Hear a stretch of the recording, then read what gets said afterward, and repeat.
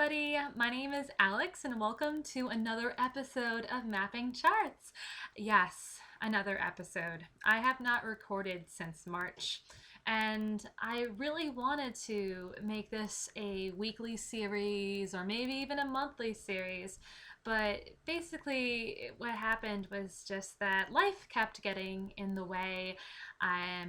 Since I recorded the podcast, the first episode, I went to San Francisco with my old roommate Sarah, and then I went to Mexico City, and then I ended up getting elected to some really cool positions within my professional groups, and then I found out that I wanted to move away from Hoboken to go back to Newark, where I first lived when I moved to New Jersey for graduate school. A rent increase will do that to you. But also, another reason why I decided to move back to Newark is just because I work in Newark. And basically, it was just kind of ridiculous. I noticed that why am I spending 40 minutes commuting when I could just be able to walk to work? And the reason why, sorry about that, some fluff. The reason why I wanted to move to Hoboken was because I was so entranced by their bike infrastructure, and it was all. And I'm very active with our group called Bike Hoboken, in which we're trying to get some more bicycle lanes and fight for safer streets. And there wasn't much bike infrastructure in Newark, just a couple of bicycle lanes here and there and around my university. So I just wanted to be living in a more connected bike lane network, since I'm a commuting cyclist. But the thing is, I don't know, I just kind of felt weird about leaving Newark ever since the first day that I left. I remember commuting my first day, and I'm looking to where I used to live, and I'm just thinking, wow, this is kind of weird that I'm only working in Newark. I'm not living and working in Newark. So I don't know. It just always had a weird feeling. So I'm really excited to move back and maybe get some good stuff going here. So anyway, but this is a podcast about knitting, but if you would like to hear about bikes, I can basically talk all day about that. But anyway, so you may be wondering, where am I recording from? Because this is a different background. And until my lease comes in towards the end of December, my friends have been letting me live with them. So I am coming to you live, or maybe not so live, depending on when you're watching this, from my friend's basement. I kind of feel like this is Jarrett's room from Saturday Night Live when Jimmy Fallon used to be there. I just am so happy to have some of the most gracious, most beautiful friends, and who are just willing to help me out until I can get things situated. So yeah, I mean, living life in the basement rocks, and it's kind of weird, kind of not having an apartment to call your own, because you kind of the mail situation always gets weird. So right now I have all my mail going to my parents' house. So, but soon, I only got a few more weeks to get through, and then I can just buy a bed and a box spring and a frame and pretty much everything that goes into getting your own apartment furnished. So yay! So, all right, but yeah, let's get on to the knitting. So I said to my family, everyone, I am knitting you gifts for Christmas. Boy, has been a little bit of a challenge. I thought that with me getting a head start in the middle of October, that I would have had so much done. And I do have a lot done, but I definitely know, and I'm really happy that I'm getting my big projects out of the way in November, so I can focus on the smaller projects in December. And so, but it's a little bit nerve-wracking, but I know that it will all be worth it once Christmas Eve and Christmas Day, because my family celebrates both, comes by, and I see everybody so happy to receive their gifts. So it's all right. And also I just, this is so cool because I never would have thought that last year that I would be knitting patterns like these, or even making my own pair of socks. I just thought that I would be just sworn to scarves all like forever. But I'm just really happy with how far that I've grown as a knitter, and it definitely reflects in these patterns. And I'm Well, basically, I will start off with my stepdad's socks because my stepdad has always, he like, ever since I've known him, he has just like, has always had this affinity towards wool socks. And I thought to myself, well, it's about high time that he has a pair that is homemade by me. So I went to Rhinebeck with my mom, and that was my first time at Rhinebeck. And even though it got a little overwhelming at times, I just absolutely loved being able to just chat with other knitters and see sheep. I'm not going to lie, I was a little bit of afraid of the sheep at first, even though I know they're very docile creatures and they'll like come up to you and they'll expect you to pet them. But for some reason, I don't know, I just was a little bit skittish, and my mom was making fun of me. She was just like, "Allie, it's a sheep. It's not going to do anything to you." And I'm like, "Oh, well, what if it bites my hand off and we have to end up going to the hospital? And I don't think my health insurance really covers things in upstate New York." So, I don't know. But next Rhinebeck, especially after researching sheep behavior, and yeah, they're pretty much the most docile creatures ever, as Wikipedia has shown me. I will, I will pet a sheep and I won't be afraid. So, anyway, moving on. I was looking all over Rhinebeck for the perfect sock yarn for my stepdad's socks. And also, I know that my stepdad would prefer something superwash, just because he and my mother, they're raising two young boys. One is 8 and the other is going to be 6, going on 7 on Christmas Eve. So I know that it's just easier for him just to throw a pair of socks in the washer and just call it a day. So I ended up stopping by the Caladen, or maybe it's Caraden. I'll correct it down somewhere here, and yarns stand, and I was just so taken by how soft their superwash fingering weight was. And so I'm like, okay, I think I found Jimmy's sock yarn. And I don't know, like, if you really can see the colors. Oh, let's see. Yeah, there we go. It's like this really cool lime green, but my favorite part about it is that there's like these like little specks of red.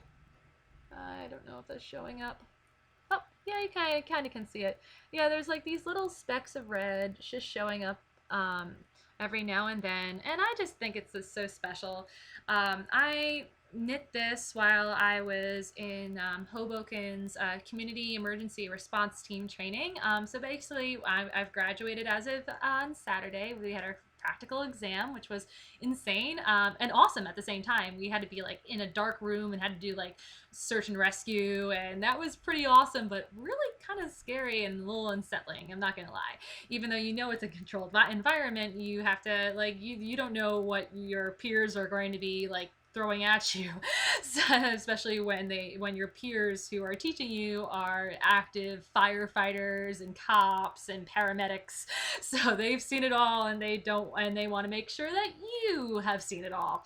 So yeah, but like, other than the practical exercise, because you could not get any knitting done there while they were in class, and I've taken a lot of homeland security courses through my work, so they let me knit, so which is awesome. So I ended up getting this whole sock done while I was in class. That took me about 2 weeks to do. So I know that and I'm on to the second one because again, I got a deadline, and that's December 21st. So I am knitting these socks on my Carbons 1.5s, and this is my first time knitting with carbons. I have heard Kristen from the Yarngasm podcast talk about them forever, and I thought that it was high time that I would get a pair myself, especially because I was using Addy needles, and I know that there's some people who absolutely love Addies. But I just don't think that I'm one of those. I just do not like how the coil seems to always kink up, and even when I soak it in hot water to get the kinks out, it still is just not the way that I want it to be. And I find that on like some yarns, like it tends to like the metal tends to stick, and I don't really notice that with the carbons, which is awesome because socks are knit with such thin yarn, and and I tend to be a little bit of a tight knitter. So I just love how the carbon fiber shaft, you can like, it doesn't stick to the yarn. It just like, it lets you just like slide it through, and it's awesome. Like the only thing that I wish was like a little bit better are like little joins. I kind of wish they were a little bit more smooth so the yarn doesn't get caught on them. But that's, compared to just like the overall knitting experience, like just to have like your yarn, even if you knit tight, just being able just to slide off the needles easily without anything, any hesitation, that's just so worth it. And yeah, I am absolutely in love, and I think that these will be my go-to sock needles. So yeah, so I do have a little bit of this done, and I'm one of those weirdos who like especially when you'll see with this sock too, I can't weave in my ends until like the socks are actually done. It's just like a little quirk with me. It's like, no, not into like we do not put the finishing touches until the pair is finished. So so I think that he will be happy with these. I'm going to have him try on this sock during when I'm home for Thanksgiving, just to see if it fits, and hope it does. He is a size 9, so I measured as much as I could. So I hope you enjoy this, Jimmy. I am also knitting my little brother's mittens, and basically I think I should probably explain a little bit about my family. So my family is divorced. From my mom and my dad's marriage, and also I just love my parents, and it's just like so awesome that like their divorce like never really mattered with with how they raised us. For example, like we never had to pick a parent to spend the holidays with. They live so close together that they're just like, we'll just have you for Thanksgiving. Dad will take us in the afternoon, and my mom will take us at night. And like when it comes to Christmas, we spend Christmas Eve with my mom, because traditionally we've always did that. We always spent time with my mom's family on Christmas Eve and my dad's family on Christmas Day, and that's just how we've done that since like 2000. I think that in the year 2000 is when our family changed. So anyway, like I said before, from my parents' marriage, I have a 26-year-old brother and a 22-year-old brother. And from then, my mom and my dad got married to their respective spouses. So I have from my mom, my stepdads, I know this is going to take a little bit of time to keep track of. I have an 8-year-old brother and a brother who is 6 years old who's going on 7 on Christmas Eve. So yes, Luke is a Christmas Eve baby. And my mom and my stepdad, and my dad and my stepmom, see, I told you it's a little confusing and a little bit of a tongue twister too, have a 10-year-old and an 8-year-old. So yes, I have 2 8-year-old brothers, but they're not twins. And they have they have different parents, but yeah, they're related to me, so it's pretty adorable. I love them all so much, and it's really funny because they have like no concept of my age whatsoever. I'm 28, and like especially when I was going to grad school, they were like, "Oh, Ellie, you go to big school, right?" And I'm like, "Yes, I do go to big school." So, and they're also just so fascinated with my knitting too. So basically, well, like all 4 of the boys said that they want hats and mittens from me, and I was just like, of course, challenge accepted. And I am one of those weird people who love jury duty, and finally, like right before I moved away from Hoboken, I was summoned. I'm a political science and philosophy graduate. My master's is in public administration, and I used to do campaigns for a living, and I work in the public sector now. I am a civics geek. So I was like, what? Jury duty? Finally! And to my surprise, I was actually selected as a juror. Like all of my friends thought that was not going to happen at all, but it did. So yay! And like it was a good experience. I do understand that there's some cases that are not comfortable. I know some of my friends were on some pretty horrific cases, but my case was pretty good, actually. I mean, we got dismissed because it was an estate case and between a family. So I kind of feel like they kind of use the jury as a scare tactic to be like, okay, we're really serious about suing you. But it was just such a lovely experience. Like, our judge was so nice, and our bailiff was hilarious, and like just my whole like fellow jurors, like they were just so awesome and chill. So that's what I'm taking away from the experience. There was just so much, I don't know, there was a lot of positivity with it. So I hope that I just have such respect for our judicial system. But again, this is a podcast about knitting.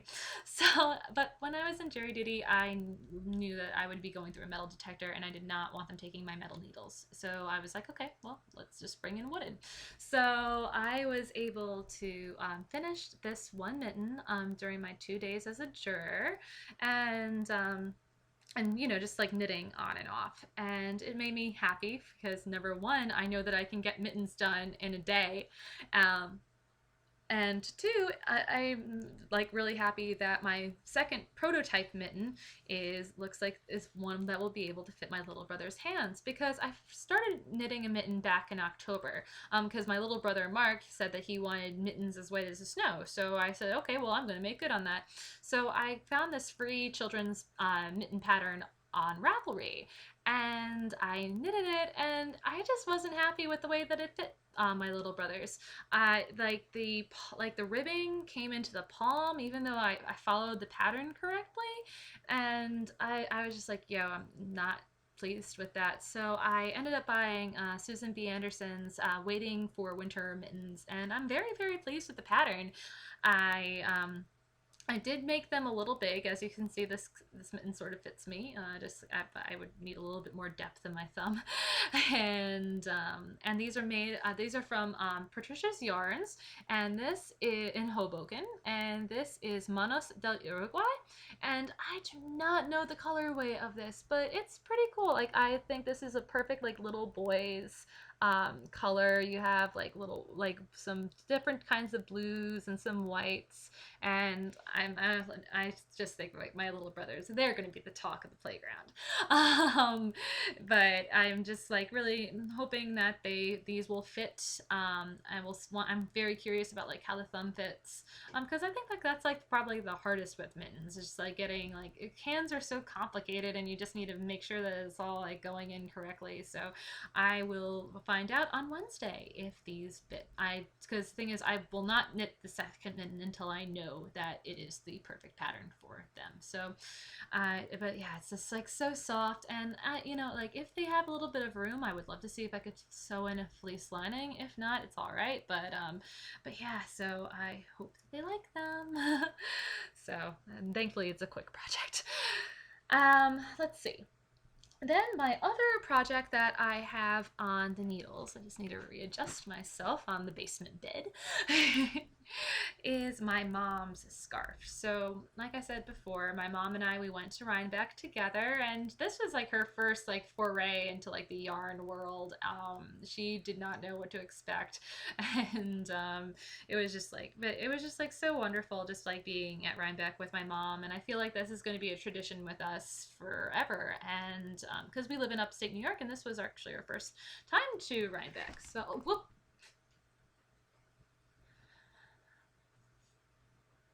I can never record a podcast without some sort of technical difficulty. I just needed to stretch my leg. And anyway, so I went to the Briar Rose fiber stand just because I was like looking at them online, and I saw that they were going to be at Rhinebeck. So I'm just like, okay, well, I will want to stop by. And they have such a fabulous company.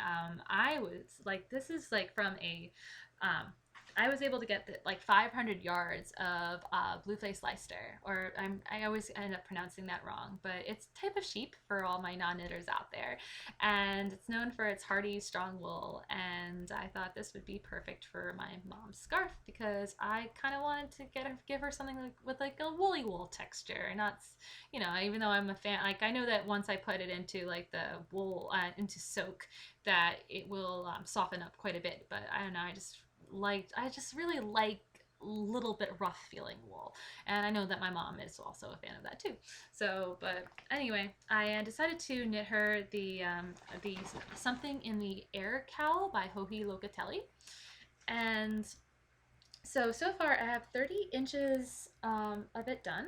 And I just really like the picot edging that you see and like the lace panels and this really like cool design down the middle. I don't know if you can see that.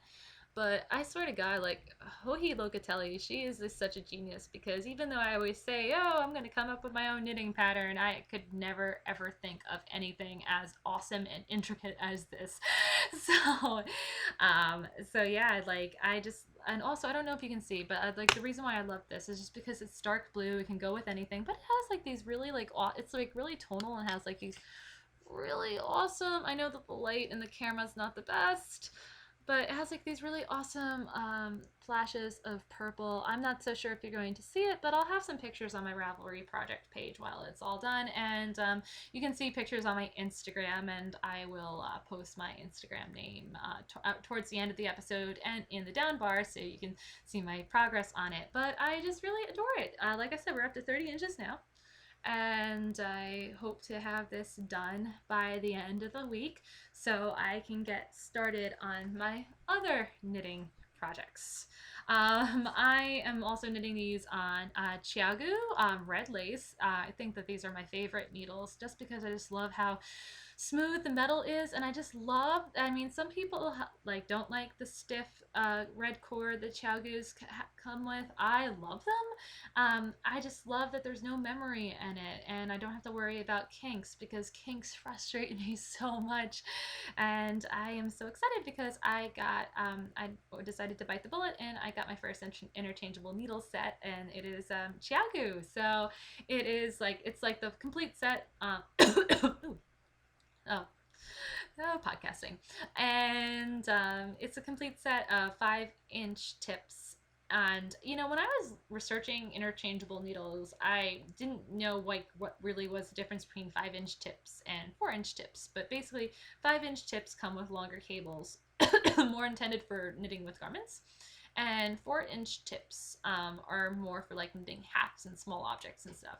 So I think that I will ask for the 4-inch interchangeable set for Christmas. I was thinking about asking my parents to get a weaving loom. But to be honest, I will get into weaving sometime.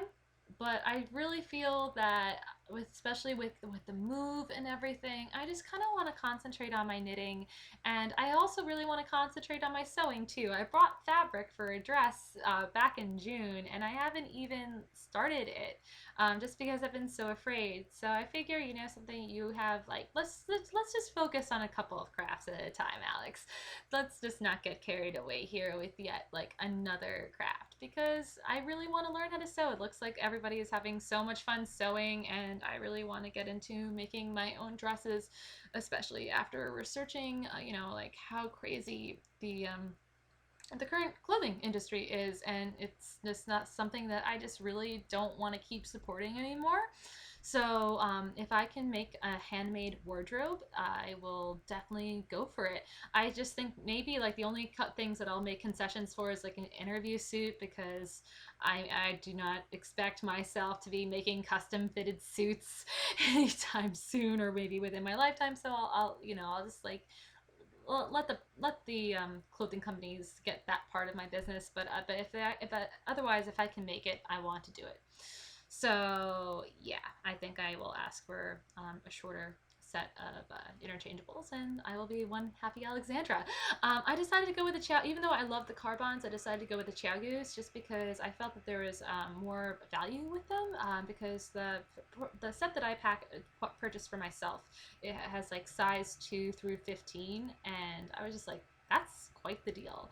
And just like so much better than, like, I hated like buying like individual pairs of like fixed needles. But like the good thing is, like, I know like a lot of my friends have started knitting within the past year, and maybe I can, you know, give my needles that I'm not using to them. And so I'll definitely be happy to pass them on. So yeah, I hope that this gets finished, just because I just don't want like too many projects looming over me, and because your knitting should be fun. It should not be something that's stressful, especially gifts that you're making for your loved ones too. But so anyway, those are just a couple of gifts. There's a lot more. But the good thing is, I'm being smart about this. I am, they're like my two older brothers, the 26 and 22-year-old, they're getting scarves. And I'm still trying to figure out which scarf pattern to make for them, but it's going to be the same pattern, just different colors. And the same thing goes with the hats that I'm planning to make for my father and my uncle and my nonno, which means grandpa in Italian. They're all getting the same hats, just different colors, just like my stepmother and my friend Blanca, who's letting me live in her house, in her basement, and my aunt and my nonna, and nonna means grandmother in Italian. They're also getting the same hat as well, but again, different colors. So this way I get to save money on patterns, which is good. And because even though there's beautiful patterns out there, you know, it all adds up. And I definitely want something that I can like memorize, so it just gets done faster. And so, you know, I'm still trying to figure out like how to kind of divvy it up. I have ideas, but all will be revealed in the next installment. I will, maybe if I keep things under wraps, it will give me more incentive to record. So yeah, I feel confident I can do this. Folks will have things under the tree. And yeah, so but anyway, I am not, as you can imagine, I'm not really doing much knitting for myself, and I probably won't be able to do knitting for myself until January, and you know, I'm okay with that. Like there's but in the meantime, I'm definitely giving some good use to like the finished objects that I made last year. Like I wore this hat. This is the Sodermalm pattern from Maria Montzka, who hosts the Stitched in Sweden podcast, and I made this in February, and this hat just gets like so much love from me. I wore it during Rhinebeck this a couple of weeks ago, and I ended up always getting stopped about it, just because there were so many Babel hats. You know, it's like the hat with the sheep pattern, and this was like a little bit different. And so I hope that inspired. Like I just kept getting stopped. They were like, "Where'd you get? Like, which pattern is this?" And I was like, "Oh, is this Sodermalm?" And I had a pen, and I would like write it on like a knitter's hand. So so yeah, it was just like it's just so awesome, like, you know, like just knitters like sharing their love for patterns. And it's like also really cool because it's like, I don't know, like some people will just get kind of like defensive if like you were wearing like the same item that another person is wearing, but with knitters it's just like, yo, I really want you to make this. I enjoyed knitting it, and I feel like you will enjoy knitting it and wearing it as well, so gotta spread the love. And plus, like, looking at Ravelry project pages is so much fun, getting to see like everybody's different interpretation of like the finished object. So I have been wearing this, and then since it's getting colder, finally, like, if like this is like the weirdest November ever. I mean, don't get me wrong, I love warm weather, but it's kind of getting a little scary how warm things are getting. So so anyway, I've been enjoying like the brisk air. And so I made this last year. This is knit collage that I also bought from Patricia's Yarns. It's like this gray, and like there's like all like these like wool burls and like some stellina, and it's like super warm, and I really enjoy it. I also can't take her anywhere. I last year I also knitted like this like infinity scarf that was just like plain stockinette, but I ended up frocking it, even though like it was lovely, but I wanted to knit something like more intricate. So that is currently frogged. So this cowl is going to be like my go-to until I can like finish making my other cowl. And I'm really kind of hoping that will be done in January, because as much as I love that one, I do like a little bit of variety. And I think I also want to like knit another hat. I have my eye on the Lolo pattern by Jared Flood. love Jared Flood anything. I think his patterns are very, very well thought out and executed, and he makes like even like the most complicated stuff like look like something you can do. So I will be excited to do that. In fact, I think like my female family members will be getting the Lolo hat because I did buy the pattern and I just really can't wait to make it.